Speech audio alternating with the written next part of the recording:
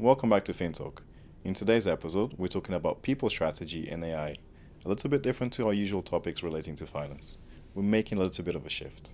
Our special guest today is Alissar Halabi, an HR advisor who's transforming people and culture across the region. Alissar, how are you? Good, thanks. How are you? I'm good. Tell me about yourself. Okay, where should I start? So I am from Australia. I work within HR. I specifically work within HR transformation and leadership and coaching. I would say that's really my sweet spot. And where it started is early on in my career when I was in Australia, in Melbourne. While I was heavily caffeinated, unfortunately at 6 coffees a day then. I've reduced to 2 now, thank you. I would say that that's where I fell in love with the world of transformation. I was working on early projects of early transformation. So think legacy, traditional banks looking to digitize and obviously go through the whole transformation project. And that's where I sort of came in and really fell in love with that space. I really quickly then realized that tech is the easiest part of the project. It's actually people that's the hardest. Bringing people along that journey and just making sure that obviously the change is evident throughout.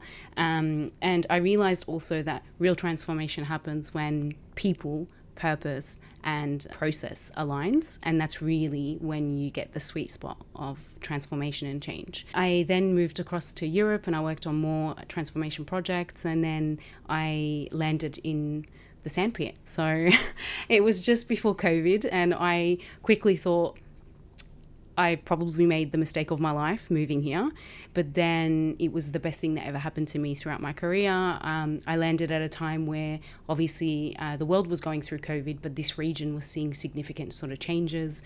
The way that the government and the country here responded to government was incredibly smart, very pragmatic, super agile. And I know I'm throwing all the sort of buzzwords, but genuinely being a part of that change and seeing the shift was sort of incredible. And I landed in the world of finance, and I had a lot of experience within sort of Fintech. So I came in at a time whereas it was thriving and it was starting to really pick up sort of momentum as the regulators were easing, consumer behavior was shifting to online, therefore the world of payments became the demand for payments and those sort of tools and facilitators became a lot bigger, and therefore then it just was super exciting to be part of that environment where you're innovating, you're really driving that change. Yeah, that's a little bit about me.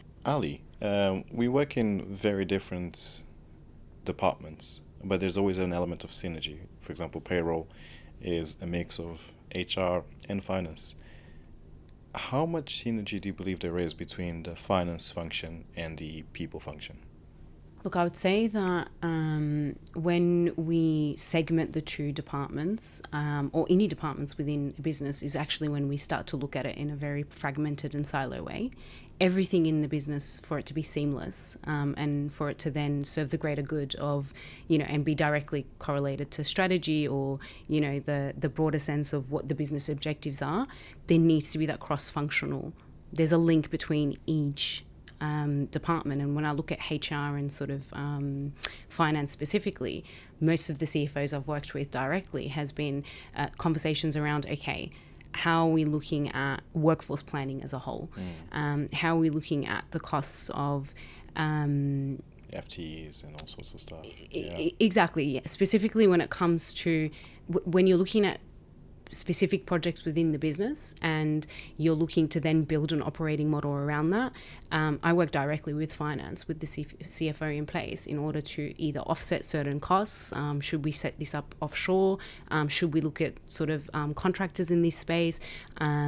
What kind of positions are core pillars that we need within this organization, this org structure, sorry. And so therefore it works hand in hand, and I work directly with them for that. When it comes to certain things, when it comes to the tech in place, the tech stack, you definitely have the conversations with the CFO to see, does it integrate with other parts of the business? That's where we bring in maybe tech into play as well. But then obviously the conversations with the CFO to see what is the impact of bringing that kind of tool and having it in place. It goes across every sort of area, definitely.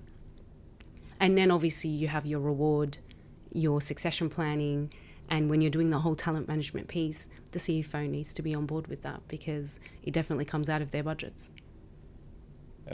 You have a really interesting background because you've operated across 3 different regions. Of course, Australia, where you're from, London, which I'm really surprised we didn't cross paths there at some point. Not sure how, but I was there to give you all the coffee shops. So Yes. So that's 7 years later. And then, of course, now in MENA, where we finally cross paths. For you across these different regions, you've always done fintech primarily, or multinational insurance entities and all sorts of stuff. What really drove you to focus in this specific segment? I wouldn't say that I actually wanted to focus on it specifically. I feel that I fell into it.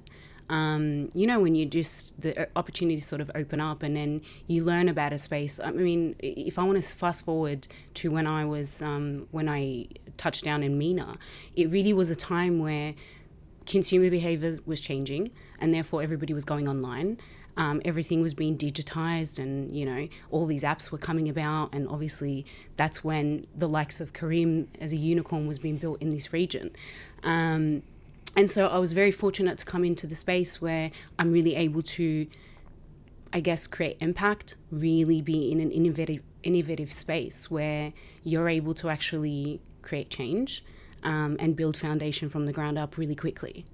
So I would say I fell into it.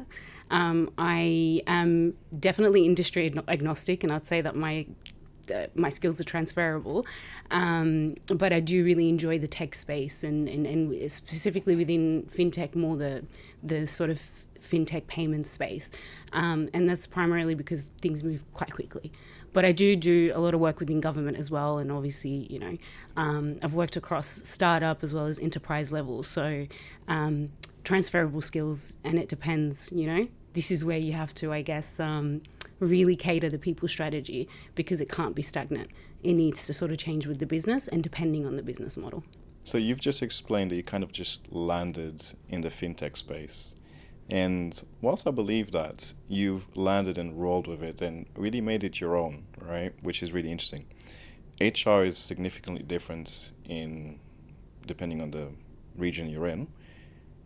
What would you say is something that people don't really understand in terms of what you exactly do? Because it's not just people, it's not just the HR, it's not just the process, the systems, and the purpose. There's more to it. So I'd love to know more. Where do I start? I think, especially in this region, look, I feel like the world is catching up globally, but when it comes to MENA, I definitely see that HR is still seen as a cost center, I would say, versus an execution powerhouse. Or, I would say it's definitely seen as, more the mundane admin sort of role, support role, as opposed to, someone that's getting involved in strategy and actually strategically driving the business outcomes from strategy to business outcomes. And very much so the fire and hire sort of myth, or not myth, but I would definitely say across my 12 years in HR, I have done maybe about 2% hiring and firing, and the rest is more strategy and working on how do I bring the strategy to life through people. When you say bringing the strategy to life, are you referring to the company's objectives and then aligning 100%. These two? Yeah, very much so. And this is where I think most companies get it wrong, in that it has to be at the heart of it, because more often than not, you'll see leaders focusing more on, let's just say, the outcomes, and then, the revenue more so, as opposed to how to bring it to life. How will you actually put in place, how do you codify your culture?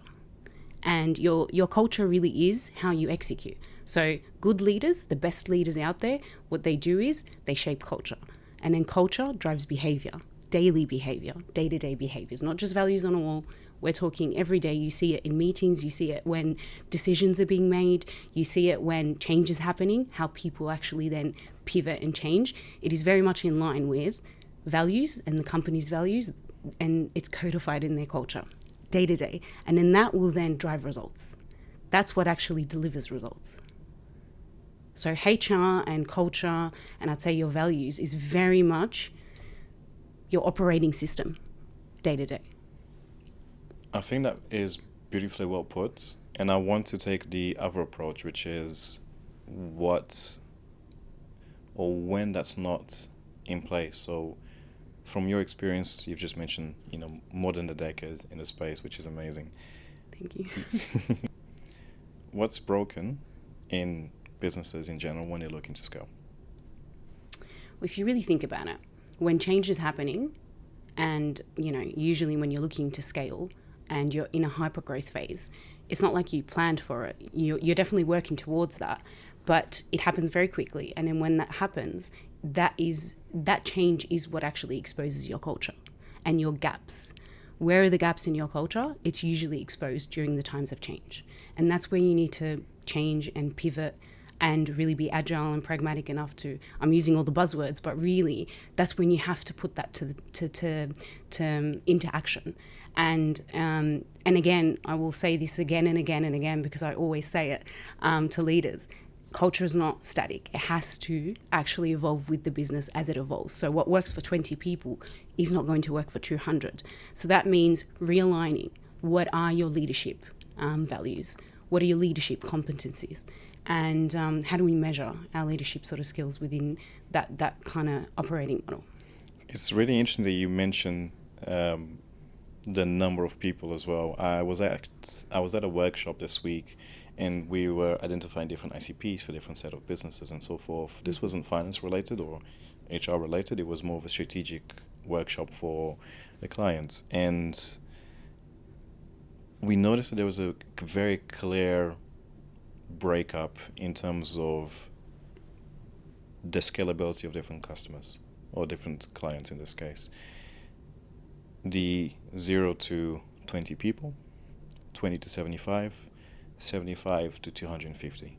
Mm-hmm. And it was at that number of employees that companies either really struggled or really thrived. You've just mentioned that culture isn't static. Mm-hmm. And you've mentioned that there's always things that are broken, that you don't quite see it, but then you realize it during these growth spurts. What do you usually see that's broken? What are the main things that you identify immediately? Two things that I feel leaders do. And I find that good leaders, the best of leaders, are very much aware of this, and therefore they're able to, in times of change, uncertainty, really sort of bring people along the mission. The first one is that what happens is that they start working in silos, and because they feel they need to have all of the answers, which is not really the case. The best of leaders don't necessarily have all the answers. They've got the right people, the right team around them to actually be able to come to the best sort of outcomes depending on what's happening in the business. So I feel that the first one is definitely bringing people along on that journey and being able to communicate consistently, even as priorities change. So that is a very, very big part of your day-to-day as a leader. Can I just probe on that? Is this a case where the leadership needs to make sure they're communicating the mission even as it evolves consistently? Or is this leadership to senior management, mid-management, to... How does that work in... Well, I think it depends on your business. And I think that communication needs to happen at all levels. So what might start off as, it doesn't have to wait for the monthly all hands where you actually then, announce a huge change in the strategy. If it's happening now and it's a moment where it's a pivotal time in your business where your priorities are changing and shifting, then for everybody to be aware and for the alignment to be in place and that clarity and that sort of, you have to give that trust back to the employees. You have to bring people along on that journey.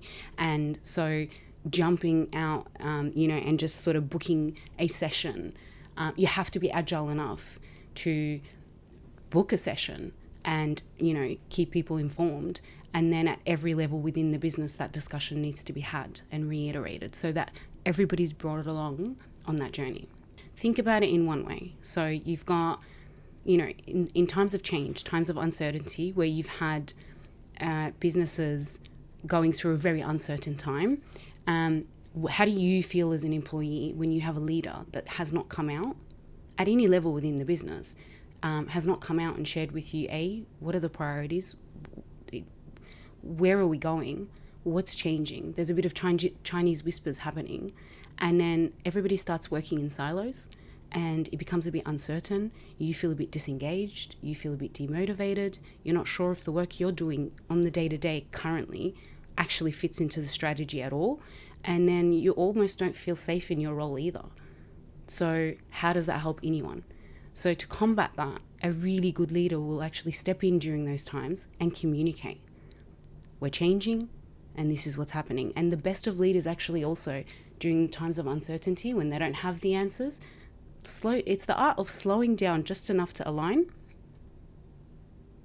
and then speeding up to then deliver and innovate. That's an art. And that's exactly why I also like those startup environments or the hyper growth phase in the scale up, because it's an art. You're building the plane while flying it. I think that was the best explanation of anything HR related I've ever heard, to be fair. So thank you. I'll take that, because I've worked with so many leaders where I've really had to simplify it and use language that they would understand. And I think that's really what's helped me throughout my role. I don't speak HR. What do you speak then? This goes to where I think a HR individual is successful. And I think this is what's led actually to, if I could humbly say, my success within some of the roles I've had. And it's diving in to understand how does the business really operate? How does the business tick? What makes the business tick? What are we trying to achieve? In the short term, in the long term, what are we trying to get to as a business? What are we trying to build and why? And how are we going about it? And I sit with each of the leaders in the business to understand how should your function for me to be able to then build a people strategy around that to bring that to life. I'm the one who, if I'm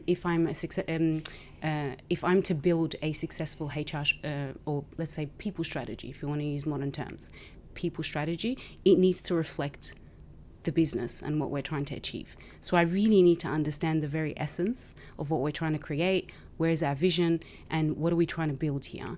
How are we trying to service our client? And if I don't do that well, then that means I will have holes in my people strategy. Therefore, I will have holes in the operational system and operating system. And therefore, there will be execution gaps. And I believe that a strong people strategy means directly impacting executional gaps. Ali, you've just brilliantly explained a lot of different concepts within people, not just being referred to HR function, but now as a people function using modern terms. And the reason why is because you've put in place the right processes, the right tools, the right technology for the right purpose, which I absolutely love the last P. I'm actually going to include it in my workshops going forward. Of course he is. Of course I am. You know me too well. Now, I really want to know, every single gem that you've mentioned already comes from experience. And experience has both the good experiences and also the not so good experiences.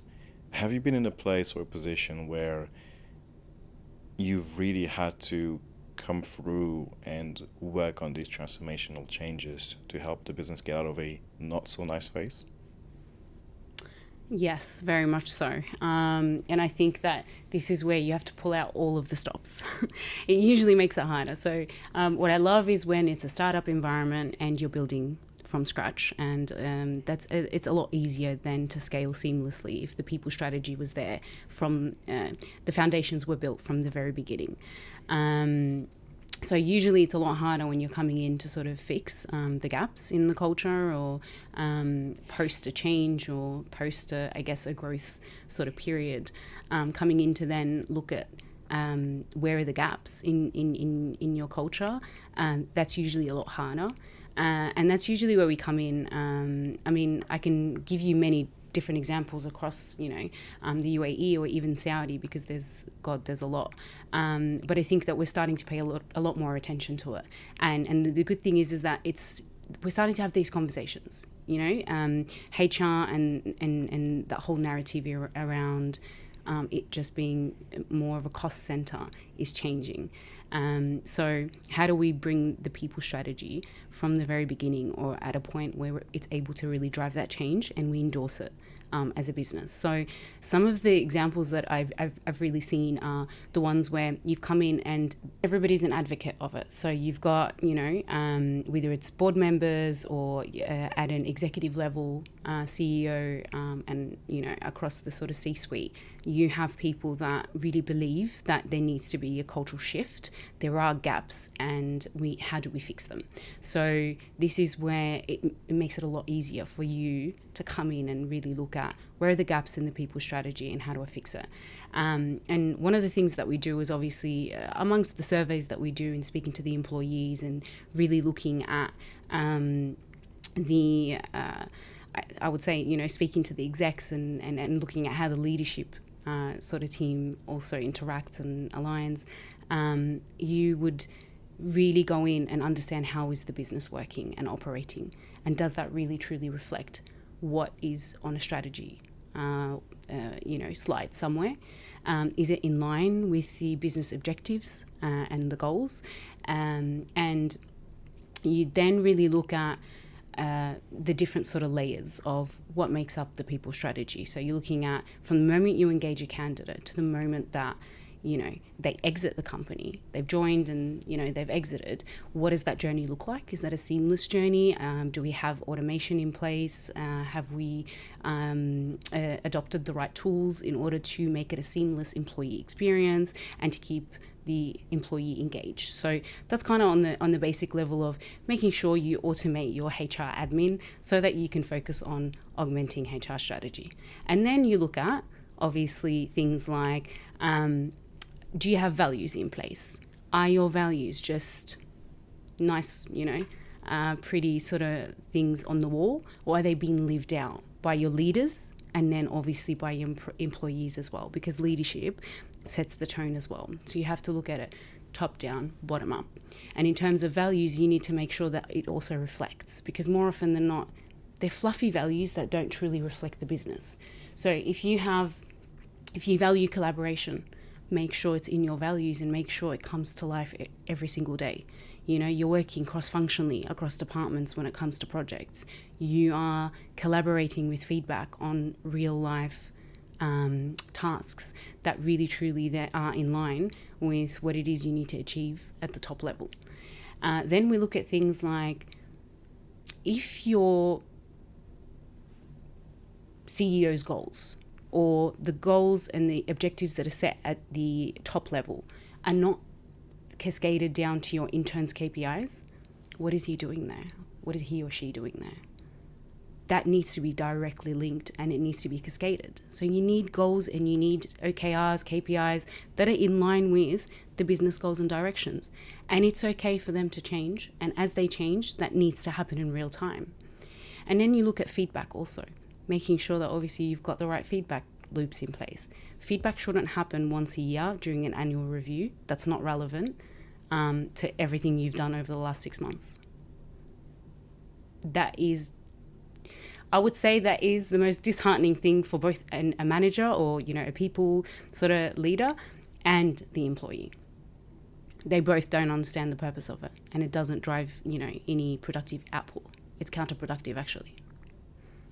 So we look at all of these things as a collective. It's a holistic sort of approach, and we try to, these are the things that we'll try to look at when we're looking at changing culture and looking at the gaps. It's a collective. And finally, which I didn't obviously start off with, is we start off with leadership alignment and coaching the leaders, because it starts at the top.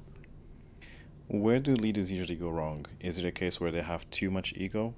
Is it a case where they don't have the awareness that they need to have? What are your thoughts? I would definitely say that when you're looking at the human traits in general, it's good for everybody to have a little bit of narcissistic sort of traits. It's good to have a little level of, ego, but you got to check your ego at times as well. So the best leaders do not have the biggest egos. Actually, it's quite the opposite. The best leaders, I would say, are the ones who are self-aware. It starts with self-awareness. Are you, as a leader, self-aware?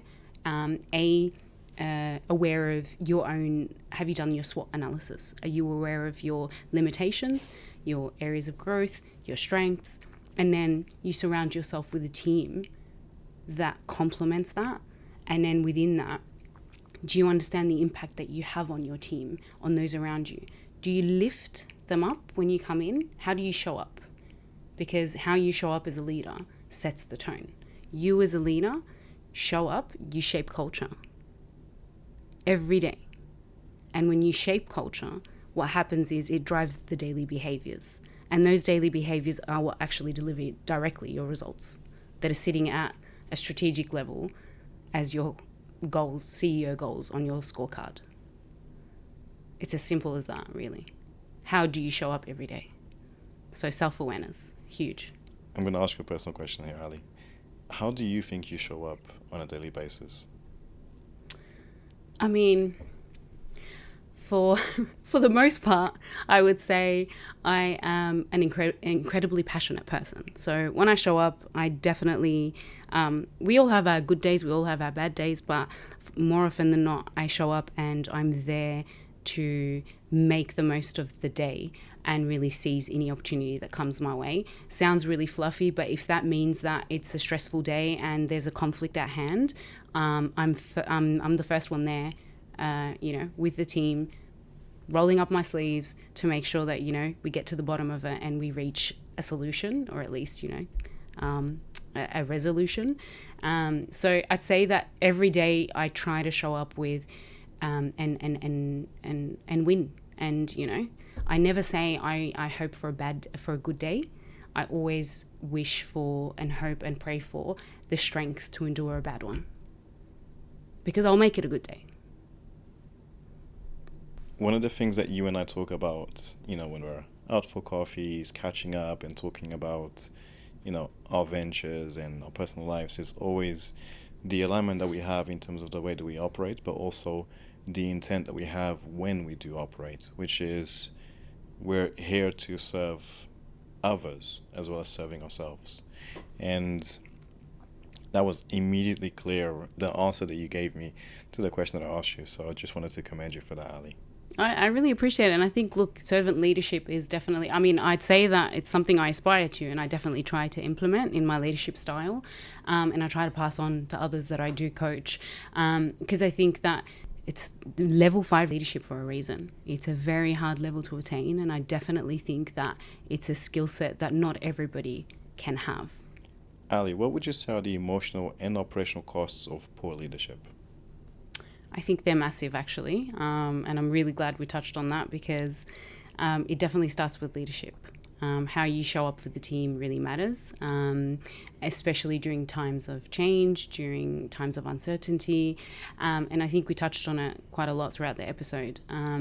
One of the first things you'll definitely see is it leads directly to confusion, disengagement, lack of motivation, even lack of purpose, not really understanding how your day-to-day job translates to the mission and vision of the business, is directly correlated to a leadership gap in bringing people along on that journey, in being able to communicate and really sort of drive that, the sort of incentivize people to actually really produce and be a high-performing team. And I think that it also then impacts your deliverables and your results and your outcomes, and people will leave. As you're explaining these concepts, which, although it's the type of thing that it's not front of mind during your day-to-day operations. So as I'm hearing you explaining these, I'm thinking to myself, am I implementing these in my daily stand-ups with the team, right? Am I being clear with the team in terms of what are my objectives as a CEO? And are the KPIs an accurate representation of what the business objectives are? I think one of the main gaps that, even during this conversation, that I've analyzed about myself and some certain experiences, is that specific KPI analysis. Is the team doing what they need to do? Yes, great. Is what they need to do aligned with what the business needs for that client specific, if they're working directly with clients, or from operational standpoint, and how does that relate to your objectives as a CEO and so forth? Ali, what would you say are the key building blocks for a successful people strategy? I'd say definitely leadership alignment to begin with, and then making sure that you have the right operating model in place. Once you have these two, an underlayer of that is obviously making sure that you've got the right org design in place to actually, or org structure to actually support that vision come to life, the right talent strategy in place to support the mission. And again, that changes from whether it's a startup versus an enterprise model. So it has to obviously really reflect the business sort of model and the direction, and then making sure you have the right processes and tools in place to make it a seamless experience, and then looking at feedback loops and making sure that feedback loops are consistent, all of that tied into your values and your culture. And I say that because it needs to be reflected in your culture and your values, all of the above. We live in a world where everyone has access to ChatGPT and other AI models. How is AI impacting the people leadership side of things? I think it's impacting us in a huge way. And the reason I say this is because I don't know one person at the moment that isn't using AI and ChatGPT and looking at ways to sort of make their job easier and remove some of the mundane sort of tasks. So if I look at it as a department itself, as HR, it's definitely all about utilizing the right tools to make sure that you provide the best sort of employee experience through automation of tools, making sure that you have, from the moment you engage a candidate to the moment you onboard them and throughout their journey as an employee, that you've got a seamless experience that's really automated. And that obviously also leads to data and being able to, especially within HR, because it's so hard to quantify. We're finally at an age where I'm able to walk into a boardroom and sit with an exec, sit with a board member and provide data-driven decisions and back it with data, real life data straight from your organization. And that, to me, sitting in this, it's a privilege. It really changes the conversation and the way things are positioned. So huge sort of, I guess, shift in the way that we do things, data-driven decisions. And then obviously also when you're looking at talent management, bringing in and utilizing, I would say, the use of AI tools in order to automate that performance management journey right through from the moment you set your goals and OKRs and link them. If you're working in cross-functional environments, there are tools in place that are able to link different line managers that you might have to work with in order to sort of gain that feedback from throughout the sort of performance management cycle. And what that does is then it enables for data-driven conversations to happen in real time when it comes, and it creates this constant feedback loop. Now, these are all things that we should be doing anyways, but the tech sort of helps us because it's data-driven. You actually gave me business today as you were talking. That's why I went like... Okay. You know how we've been talking about HR as a service? Of course, for Finalytics, we do finance as a service. And I'm actually changing that to finance department as a service. And we've spoken about the HR as a service. As you're talking me through this journey, immediately I thought of AI and automation as a service, right? Because you've highlighted that as a department, and I immediately thought, well, why can't AI and automation be a department of the business?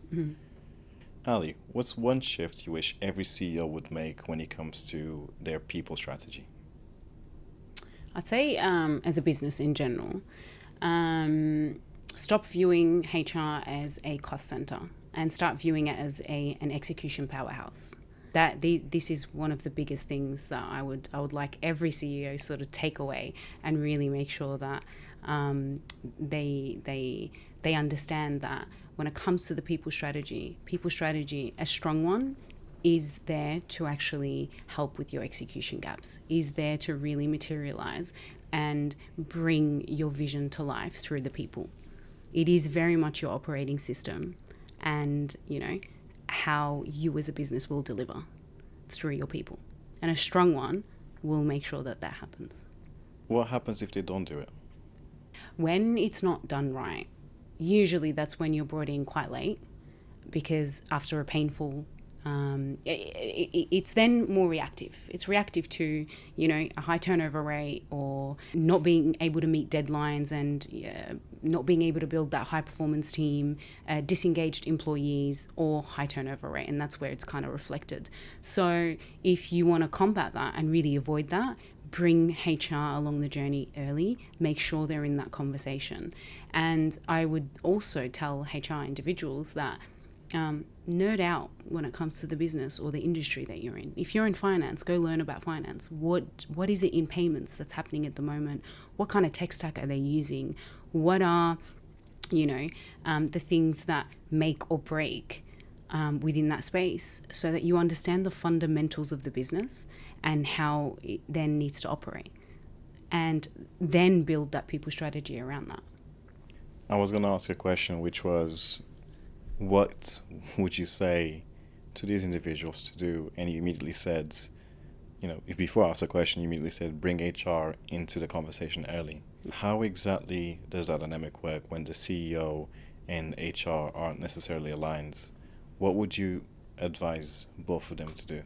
I haven't been aligned with many of the CEOs I've worked with, and if they're watching this, then I'm sure that they're probably grateful for it now, today, because I was able to, challenge them in a credible way. I was able to either provide data or showcase the cost of inaction. And sometimes when it comes to smart leaders, they know it. They want to be challenged. So they want people to come in and challenge their ideas. Tell me how to do it better. Tell me where I'm wrong. And these are usually the best bosses you've had, because you've worked your ass off to actually then, build for or work with and innovate with. But also, they're very well aware that they don't have all the answers. So that's what they're hiring you for. If I have to hire you and then tell you how to do your job, I didn't make the right choice in hiring. So I go in and I back it up. I definitely do my research. I work my ass off when it comes to certain meetings that I know I need to go in and challenge. But I make sure I have the answers and I challenge. It's not about who's right or wrong. It's really not a case of peacocking in a room. I do it in a very soft way, actually. But I just present the facts. And if you really want the change, then this is the way to go about it. The way you approach people, leadership and culture, and more recently your dive into the world of AI, is quite fascinating. And that's one of the main reasons why we connect, not just in terms of the friendship, but also from a business perspective as well, and our entrepreneurship, our entrepreneurial journey and so forth. Ali, for people that want to get in touch with you, what's the best way for them to reach out? I'd say LinkedIn. I try to be as active as I can, and then if I'm not, the team holds me accountable. So LinkedIn, definitely. That's where I share a lot of real life examples of that are sort of industry relevant, all through Left Field Solutions. It's a consultancy that works on, I would say, human-centered and AI-enabled sort of people strategies. Ali, any final words? Yes, I would say thank you so much for having me. I've really enjoyed this conversation. We need to be having more of these, conversations around HR and why it's important. And I would definitely say make sure that when it's real transformation, it definitely means that your people, your process, and your purpose is aligned, and that's where you sort of see an execution that's free of gaps and flawless. Awesome. Ali, thank you so much for your time. I really appreciate it. You've given us so many gems, and it's a very different field for me, especially. I'm, heavy into my finance and process optimization and finance architecture and all sorts. So I've learned a lot from you, and I appreciate you. Thank you. Thanks for having me. Awesome.